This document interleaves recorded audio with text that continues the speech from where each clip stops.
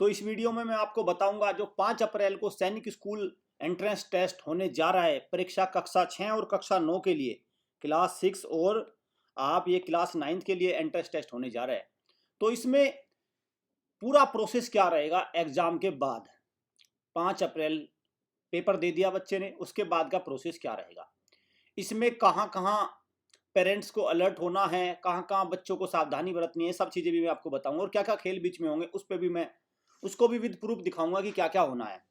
और खासकर ये वीडियो मैं लेके आया हूँ, देखो जो बच्चा घर से तैयारी कर रहा है वो तो भाई अपने स्कूल जा रहा है, और सैनिक स्कूल का एंट्रेंस टेस्ट उसके लिए सेकेंडरी है। मैं बता दूं आपको भाई, जो बच्चा घर से तैयारी कर रहा है ना, उसका काम क्या है। देखिए, सैनिक स्कूल में सिलेक्शन हो गया तो ठीक है, नहीं तो स्कूल में तो जा ही रहा है अपना, वो अपनी स्कूल की पढ़ाई से खुश है। मैं सच बता दूं, जब तो वो नहीं तो उसकी तैयारी डेडिकेशन के साथ नहीं कर रहा है, तो उसके दिमाग में पूरी प्रोसेस है कि हो जाएगा तो सिलेक्शन ठीक है, नहीं तो अपना स्कूल में तो टॉप नंबर ला ही रहा है वो, है ना, एक जगह तो फर्स्ट है ही।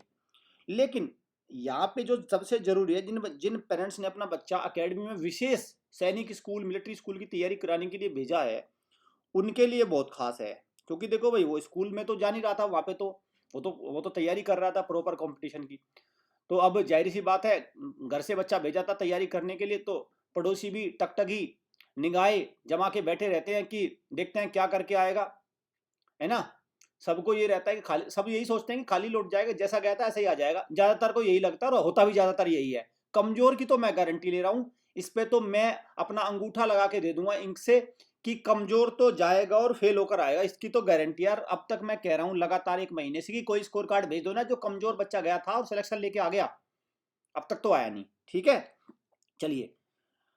तो देखिए, हमारे हॉस्टल बैच को ज्वाइन कर लेना, ये एक ऐसी एकेडमी है जो कमजोर बच्चे को दिखा के बता के सिलेक्शन दे रही है।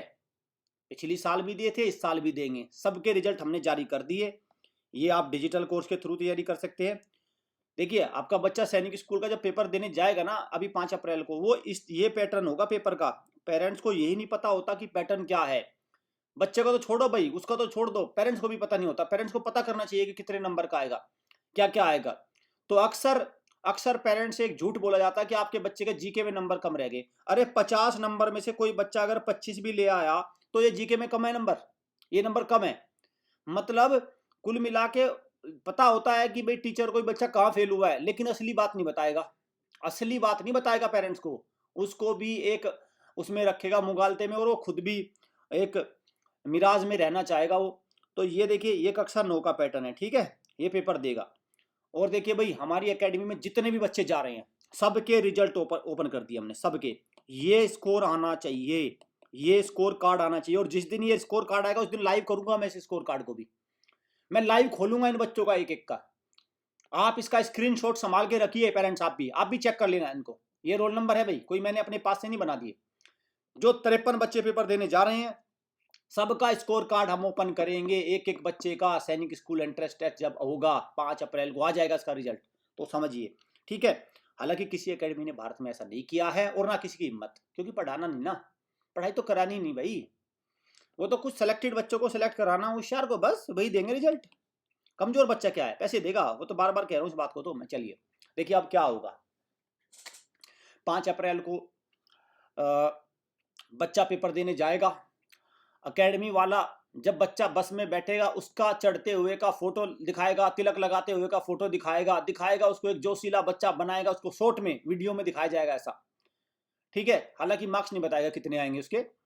तो वो जब वो पेपर दे लेगा, पेपर देने के बाद पेरेंट्स को बोला जाएगा ठीक है भाई आपका हो गया साल, अपने बच्चे को घर ले जाओ। पेरेंट्स लाएगा अपने बच्चे को घर, घर लाने के बाद मार्क्स को टैली किया जाएगा क्वेश्चन पेपर से, क्वेश्चन पेपर से टैली किया जाएगा। बहुत जगह उसे क्वेश्चन पेपर मिलेगा ही नहीं, बहुत जगह तो पेरेंट्स को बच्चे को क्वेश्चन पेपर मिलेगा ही नहीं, वो इंस्टीट्यूट वाला ही हड़प लेगा उस पेपर को, ताकि ताकि पता ना चल जाए। फिर इंस्टीट्यूट वाला क्या करेगा उस पेपर में, उसमें अपनी तरफ से कुछ निशान लगा देगा, अपनी तरफ से कुछ निशान लगा देगा। मान के चलो बच्चे के 70 बैठ रहे हैं, तो अपनी तरफ से निशान लगा देगा, उनको कर देगा 140, ठीक है। या अगर वो बच्चा इंस्टीट्यूट में पेपर लेके चला गया तो बच्चे से लगवा देगा, बच्चा खुद ही लगा देगा, इतने तो बच्चे भी तेज हैं। तो मतलब कई चीजें हैं देखो इसमें। अगर बच्चा 5 अप्रैल के बाद इंस्टीट्यूट में चला गया पेपर लेके, तो वो उस पेपर पर सारे ठीक निशान लगा लेगा। अगर वो बच्चा घर आ गया पेपर लेके, तो जब तक वो घर आएगा तब तक वो बस में बैठ के लगा लेगा। ठीक, तो ये मान के चलिए जब अभिभावक अपने बच्चे के मार्क्स इस क्वेश्चन पेपर से टैली करता है ना, और मैंने बहुत सारे पेरेंट्स को सुना है कि सर क्वेश्चन पेपर से मिलाए थे हमने, इतने बैठे थे 250, लेकिन OMR में 130 दिख रहे हैं, 140 दिख रहे हैं। अरे सर जी, आपको इतने नादान हो क्या? आप बताओ, आप मुझे इतने नादान मत बनिए अभिभावक। थोड़ा देखिए कि जब 130 OMR में 130 बनने, क्वेश्चन पेपर में 150 बनने, क्वेश्चन पेपर तो आपके पास ही है ना सारी समय, तो उसमें निशान लगा लिए उसने।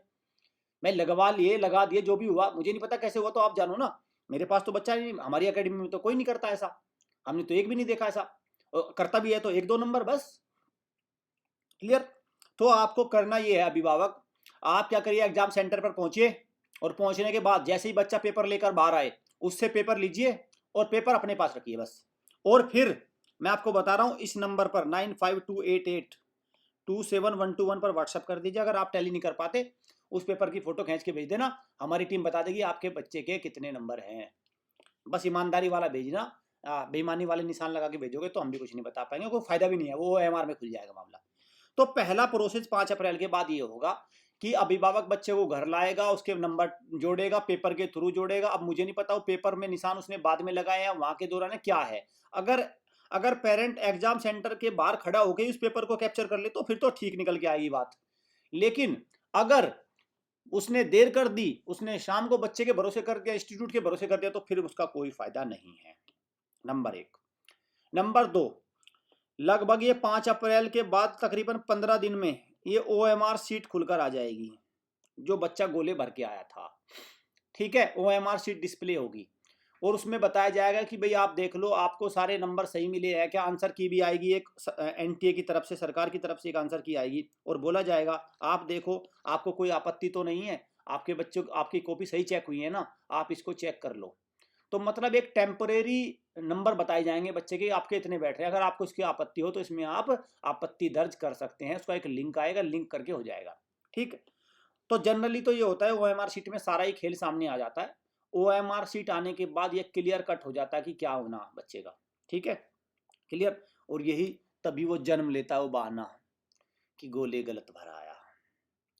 मान के चले 300 में से किसी बच्चे के 130 नंबर है, किसी क्या बहुत के आएंगे 130, किसी एक बच्चे के नहीं आएंगे, बहुतों के आएंगे 130। तो पूछेंगे कि श्रीमान 130 नंबर आए और सिलेक्शन तो 250 पे होना था, 120 नंबर कहाँ गए? जब आप पूछोगे इंस्टीट्यूट वाले से, टीचर से, जिससे भी पूछोगे, जो भी जिम्मेदार है, वो पता क्या कहेगा, 120 सर्कल गलत भर दिए, 120 सर्कल गलत भर दिए। मतलब उसका कहना ये है जितने गलत इतने ही गोले गलत भर लिए, बस। ये भारत, ये मतलब मैं कहूँगा अजीब ही, इसका कोई तोड़ नहीं। अगर किसी बच्चे के 0 आ गए तो 300 गोले गलत भर दिए, किसी बच्चे के 10 आए तो 290 गलत भर दिए, बस। आप बताओ, कभी कह दोगे इसको, निकाल दोगे इस बात में कोई कमी, इस जोड़ घटा में कोई कमी निकाल दोगे क्या? कोई कितना भी अपने आप को मैथमेटिशियन मानता हो, लेकिन इसको आप रॉन्ग प्रूफ करके दिखा दो, चलो मान जाऊं मैं आपको। अब देखो, जैसे ही फिर OMR शीट के बाद एक ऐसा स्कोर कार्ड खुलेगा, अब यहां समझिए, फिर एक नेशनल टेस्टिंग एजेंसी ऐसा स्कोर कार्ड देती है। सबसे पहले तो कुछ तो हमारे पेरेंट्स ऐसे होंगे जो एडमिट कार्ड खो चुके होंगे, पेपर वाले दिन ही वो एडमिट कार्ड को कहीं भूल जाएंगे उसके रख के, तो उन्हें तो स्कोर कार्ड देखना ही नहीं। उन्हें पता क्यों नहीं देखना स्कोर कार्ड? आप देखते हैं किसी किसी मूवी में, आप मूवी देखते हैं ना, किसी किसी मूवी में क्राइम इतना हीनियस होता है कि अक्सर उसको फेस करने में वोमिटिंग होती है। जैसे मान के चलो, किसी मूवी बहुत सारी में देखोगे आप, कोई कोई इंसिडेंस इतना हीनियस क्राइम होता है, जैसे किसी का मर्डर हो रखा है और उसको बहुत बुरी तरह से ब्रूटली मर्डर किया गया उसका, तो जब भी उसको उसके परिवार वाले या पुलिस या जो भी उसको देखने जाते हैं तो वोमिटिंग आती है। सेम कहानी है यहाँ पे भी, स्कोर इतना गिरा हुआ होता है, इतना गिरा हुआ होता है कि पेरेंट्स की हिम्मत नहीं उसे सच को देख ले, तो इसलिए वो क्या करता है, कहता है नहीं छोड़ो यार, हमें देखना ही नहीं। ठीक, ये है सच्चाई। तो जैसे देखो, ये बच्चा है, 50 में से इस तरह का स्कोर कार्ड आएगा, इस तरह का स्कोर कार्ड निकल कर आएगा, ये आएगा भाई स्कोर कार्ड निकल कर। ठीक, क्लियर, समझ गए? और दूसरी बात ये होगा, एक बात और आएगी रिजल्ट के सामने, qualified in the written test for Sainik school, all India rank भी आएगी और ये नंबर आएंगे। और जैसे ही ये आएगी, अभिभावक इसको देखकर गदगद हो जाए, क्यों ना हो भाई, रिजल्ट में क्वालिफाई लिखा आया है, और वो लगाएगा स्टेटस अपने व्हाट्सएप पर कि बच्चे ने सैनिक स्कूल का पेपर पास कर लिया, स्टेटस लगा लेगा वो, क्वालिफाइड इन द सैनिक स्कूल एंट्रेंस। जो ये स्कूल वाले होते हैं ये क्या करेंगे, ये बताएंगे एकदम से इस रिजल्ट के बिहाफ पे कि फलाने फलाने पब्लिक स्कूल के 70 बच्चों ने सैनिक स्कूल का पेपर क्वालिफाई किया। अखबार में भी आप इस पट कटिंग को देखेंगे, 70 बच्चों ने क्वालिफाई किया, 20 बच्चों ने पेपर क्वालिफाई किया। तो मैं दिखाता हूँ, एक स्कोर कार्ड तो ये भी क्वालिफाई का हो गया 300 में से, ठीक है भाई, एक स्कोर कार्ड तो 300 में से 140 वाला क्वालिफाई का हो गया। एक स्कोर कार्ड को देखो 300 में से 84 वाला भी क्वालिफाई है। और आप जब देखोगे 300 में से 0 वाला भी क्वालिफाई है, तो मतलब लगभग आप मान के चलो 1,40,000 रैंक, लगभग 1.5 लाख बच्चे कक्षा 6 में पेपर देंगे, तो शायद ही 8-10 हजार बच्चे ऐसे होते हैं जो क्वालिफाई नहीं करते, बाकी सब क्वालिफाई करते हैं। 1,40,000 के 40,000 बच्चे क्वालिफाई करते हैं। ऐसे करते क्यों हैं? क्योंकि देखिए सरकार की दो प्रणाली है भाई, एक है नेशनल टेस्टिंग एजेंसी, अगर सरकार यहाँ सबको फेल कर देगी, क्योंकि क्वालिफाई करना ना, एक पास करके दिखाना, अभी सिलेक्शन की बात नहीं कर रहा हूँ, केवल क्वालिफाई की। अगर यहाँ बता देगी बच्चा क्वालिफाई भी नहीं हुआ तो सरकार पे एक क्वेश्चन लग जाएगा कि बहुत सारे स्कूलों में ये हो रहा है, सरकारी स्कूलों में, प्राइवेट, वहां पे तो बच्चा 90% ले रहा है, उस पर भी तो क्वेश्चन मार्क खड़ा हो जाएगा ना। क्लियर? आप इस बच्चे को देखो 178 है क्वालिफाइड, तो मतलब चाहे 84 वाला हो, चाहे 136 वाला हो, चाहे चाहे 290 वाला हो, वो भी क्वालिफाई लिखा आएगा। तो रिजल्ट के सामने सबके सामने क्वालिफाई लिखा आएगा, और पेरेंट्स को स्टेटस लगाने का मौका मिलेगा, लगाएगा। और कई बार तो उत्सुकता इतनी होती है कि मिठाई का डब्बा वगैरह बता दिया जाता है पड़ोसी को, जो आदमी, जो बच्चे का फादर अपने ऑफिस में काम करता है, चाहे वहाँ पे कोई पूछ रहा है नहीं, उसको भी जाके बताएगा कि बच्चा, मेरा बच्चा क्वालिफाई कर गया सैनिक स्कूल में। जो कोई समझदार सा होता है अफसर टाइप का, वो तो जान लेता है कि क्या चीज़ है क्या नहीं, क्वालिफाई कर गया, मीठी सी मुस्कुराहट देगा वो उसको, ठीक है क्वालिफाई कर गया, वेल एंड गुड। जाएगा जब बताना, वो बता क्या बोलेगा, जब सैनिक स्कूल जाएगा तब बताना। ठीक है सर मैं बताऊंगा बिल्कुल, जब आपको मिठाई लेकर आऊंगा एक और मैं, ठीक है। अब देखो आगे की कहानी क्या है। फिर आएगा ई काउंसिलिंग का नंबर, मतलब देश में टोटल 33 सरकारी सैनिक स्कूल है, ठीक है। उनमें जो ये बच्चे जितने भी क्वालिफाई हुए हैं 1,40,000 के समथिंग, टॉप से, मतलब 290 वाला, 280 वाला, इनको लेना, इनको सेलेक्ट करना शुरू किया जाएगा, उसको बोलते हैं ई काउंसलिंग। और उसके पिछली बार 6 राउंड आए थे, तो 6 राउंड में इनको सीट अलॉट होती है। तो आप ये मान के चलिए कि ये जितने भी बच्चे क्वालिफाई हैं ये सब ई काउंसलिंग में हिस्सा ले पाएंगे, ये जितने भी बच्चे हैं ये सब ई काउंसलिंग में हिस्सा ले पाएंगे, ठीक है। अब ये जो मैं बता रहा हूं ना, ये गेम ऑफ क्वालिफाइंग, इसको भी समझिए एक बार। तो ये सारे बच्चे क्वालिफाई करके ई काउंसलिंग में हिस्सा ले पाएंगे।